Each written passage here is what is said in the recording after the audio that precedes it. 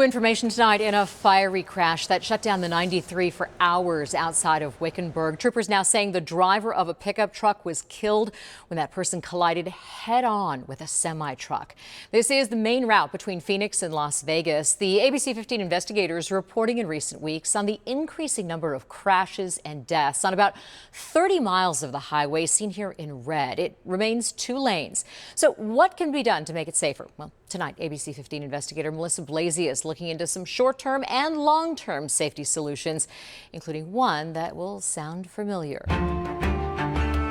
Just minutes after Tuesday's crash, drivers showed us their videos. My wife saw the flames. It is very sad. A white pickup truck ripped apart by the impact head-on with a tractor trailer. We were just trying to hurry up and get through because we were driving through the debris. This crash at milepost 170 came just weeks after this May 20th fatal smash-up at milepost 179. And just over a month ago, April 30th, 2 people died in a fiery crash that involved a DPS trooper at milepost 174, all on a remote section of US 93 that's just 2 lanes wide. This is a very dangerous highway because it's so narrow, especially with those big trucks. Last month, the ABC 15 investigators showed how crashes have been increasing for years on US 93 from Wickenburg to Wickiup. Now we're learning the State Transportation Board is about to make a final decision on a 5-year transportation facilities construction plan, including proposed improvements to US 93 on the 2-lane section.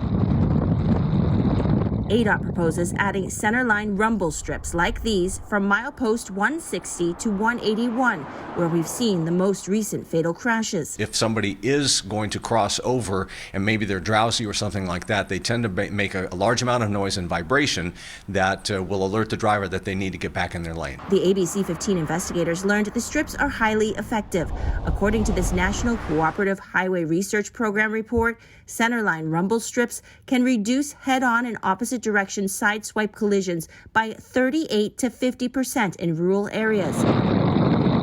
A smaller Arizona-based study showed a 61% decrease in fatal and serious injury accidents in a 3-year period after adding rumble strips on 2-lane highways north of Flagstaff. When you have a lot of people coming from the city, going to another city, you've got that boredom that sets in. I think a rumble strip's probably a good idea. The drivers we talk to say those rumble strips, though, only go so far with all the trucks and other traffic on this road. What they say needs to happen is for US 93 to be a 4-lane divided highway all the way from Wickenburg to Kingman. ADOT says it's limited by funding. Every dollar that we have has to be reviewed in terms of a statewide use. There are needs on 93. There are needs in southwestern Arizona, in the urban areas, on the Navajo Reservation. The tentative 5-year transportation plan only includes widening 5 miles of US 93 in the Wickenburg area, costing $55 million. Compare that to adding 21 miles of centerline rumble strips at a cost of just $361,000. Every little bit helps, but the real thing is just to get out there and get the funding to really fix the roads. Meanwhile, ADOT is urging patience. Obey the speed limit, use caution when passing, don't make a deadly gamble on the road to Vegas. I'm investigator Melissa Blasey, ABC 15 Arizona. And you only have until 5 p.m. tomorrow if you'd like to comment on that transportation plan, including the rumble strips and the widening of the 93. For a link, just go to this story on abc15.com. And if approved, we're told construction would start in the next year.